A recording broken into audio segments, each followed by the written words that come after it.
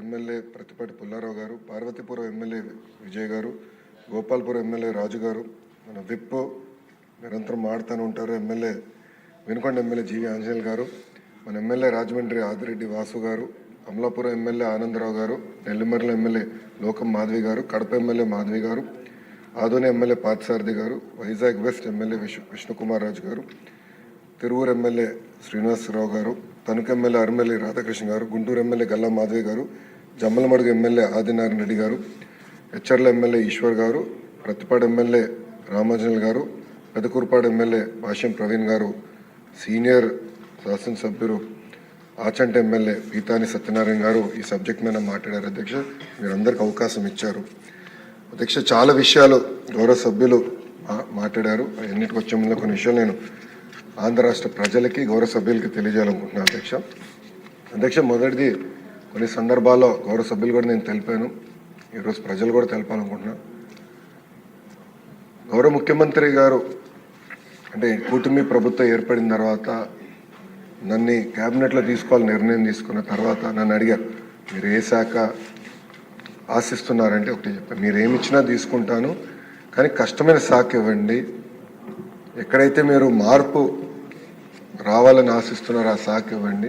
అంటే మీరు ఏమనుకుంటున్నారు అంటే విద్యాశాఖ నాకు ఇవ్వండి సార్, కేజీ టు పీజీ మొత్తం రిఫార్మ్ చేయాలనుకుంటున్నాం.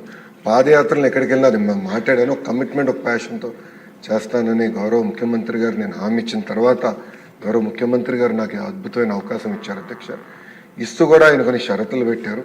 దాంట్లో ప్రధానంగా హైయర్ ఎడ్యుకేషన్లో వచ్చేగల ఎన్ఆర్ఎఫ్ ర్యాంకింగ్లో ఆంధ్ర రాష్ట్రం చాలా పడిపోయింది. 9వ స్థానంలో ఉన్న రాష్ట్రాన్ని 3వ స్థానం తీసుకురండి.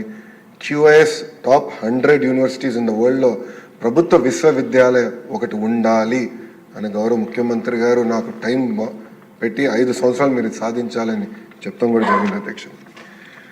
అధ్యక్ష, గతంలో నేను పంచాయతీరాజ్ గ్రామీణ అభివృద్ధి శాఖ మంత్రిగా కూడా చేశాను. అధ్యక్ష, సో నేను ఏం చూసినా ఆ లెన్స్ ద్వారా చూస్తాను. కానీ విద్యాశాఖ మంత్రి అయిన తర్వాత అసలు ఎంత దారుణమైన పరిస్థితి ఉందో నాకు అర్థమైంది. అధ్యక్ష, గడిచిన 5 సంవత్సరాలు స్కూల్ ఎడ్యుకేషన్, దాంట్లో స్కూల్ ఒక భాగం అవుతే బోర్డ్ ఆఫ్ ఇంటర్మీడియట్ 2 కలుపుతుంది. అధ్యక్ష, దాదాపు 12 లక్షల మంది విద్యార్థులు ప్రభుత్వ పాఠశాలలకి దూరం అయ్యారు. అధ్యక్ష, గత ప్రభుత్వం అనేక మాటలు చెప్పారు, కానీ చేతల్లో చూస్తే ఇది రియాలిటీ. అధ్యక్ష, గౌరవ సభ్యులందరూ జియో 117 గురించి చాలా సుదీర్ఘంగా మాట్లాడారు, చర్చించాం.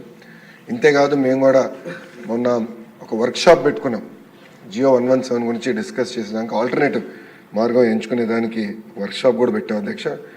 అధ్యక్ష, మీరు చూస్తే జియో 117 ద్వారా 10 మంది విద్యార్థుల కన్నా తక్కువ ఉన్న పాఠశాలలు గతంలో 1215 ఉంటే అధ్యక్ష, గత ప్రభుత్వం చేతకాంతనం వల్ల అది 5507 పాఠశాలలకు పెరిగింది. అధ్యక్ష, ఇంకో పక్కన 20 విద్యార్థుల కన్నా తక్కువ ఉన్న పాఠశాలలు చూస్తే గతంలో 5520 ఉంటే అధ్యక్ష, గత ప్రభుత్వం చేతకాంతనం వల్ల 13720 పాఠశాలలు పెరిగింది. అంతేకాదు అధ్యక్ష, సింగిల్ టీచర్, ఇప్పుడు మనందరం సింగిల్ టీచర్ గురించి మాట్లాడుతున్నాం. సింగిల్ టీచర్ స్కూల్స్ అధ్యక్ష దాదాపు 30% స్కూల్స్ వచ్చినాయి ఉన్నాయి. అధ్యక్ష, అంటే 12512 పాఠశాలలు సింగిల్ టీచర్ స్కూల్స్ అయినాయి.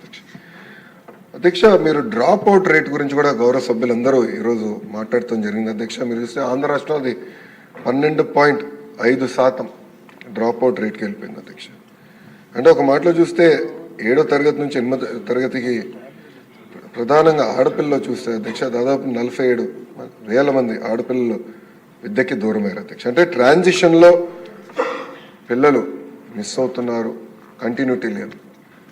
ఇది నాకు గౌరవ సభ్యులు వచ్చి చెప్పారు. అధ్యక్ష, అధికారులుగా. దాని తర్వాత అధికారులు నేను ఫస్ట్ అడిగిన ప్రశ్న, అసలు ఎంతమంది పిల్లలు ప్రభుత్వ పాఠశాలలో చదువుతున్నారు నాకు స్పష్టంగా చెప్పండి అని నేను అడిగాను. అధ్యక్ష, పొద్దున ఒక నంబర్ చెప్తారు, సాయంత్రం ఒక నంబర్ చెప్తారు. అట్లా వారాలు నెలల తర్వాత 33,40,000 మందికి వర్తించారు. నేను అడిగాను, ఎందుకు ఇన్ని రోజులు పట్టింది అంటే, గతంలో పంచాయతీరాజ్ గ్రామీణాభివృద్ధి శాఖ మంత్రిగా పనిచేశాను, డాష్ బోర్డ్లో నాకు తెలిసేది అసలు ఏ ఊరిలో ఏ పని జరిగింది, ఏంటి ఇంత దారుణమైన పరిస్థితి అంటే వాళ్ళు చెప్పారు. అధ్యక్ష, డ్రాప్ బాక్స్ అని ఉంది. అధ్యక్ష, అంటే పిల్లల్ని సిస్టంలో తీసుకెళ్ళి మధ్యలో పెడతారు. అధ్యక్ష, అంటే అటు ప్రైవేట్ స్కూల్లో పెట్టరు, ప్రభుత్వ పాఠశాలలో మధ్యలో పెడతారు, అంటే కన్వీనియన్స్ బట్టి మూవ్ చేస్తారు. అధ్యక్ష, విచిత్రమైన దాన్ని చూస్తే దాదాపు 1,00,000 మంది పిల్లలు 17 సంవత్సరాల కన్నా ఎక్కువ వయసు ఉన్న వాళ్ళు డ్రాప్ బాక్స్లో ఉన్నారు అధ్యక్ష. అంటే వాళ్ళు ఇంజనీరింగ్ వేరే పై చదువులు వెళ్ళాల్సిన పిల్లలు డ్రాప్ బాక్స్లో పెట్టేసి అట్లా ఇరికిచ్చారు అధ్యక్ష. అంటే కావాలని జీఆర్ రేషియో ఇంప్రూవ్ చేద్దామని వాస్తవాలకి దూరంగా గత ప్రభుత్వం పనిచేసింది అధ్యక్ష. అధ్యక్ష ఈరోజు సర్వే గురించి కూడా గౌరవ సభ్యులందరూ డిస్కస్ చేశారు. నేషనల్ అచీవ్మెంట్ సర్వే ఒక గోల్డ్ స్టాండర్డ్ అధ్యక్ష, నాస్ అంటారు. ఈ నాస్ సర్వే రిపోర్ట్ వచ్చిన తర్వాత అధ్యక్ష నేను చూస్తే 2017లో 3rd గ్రేడ్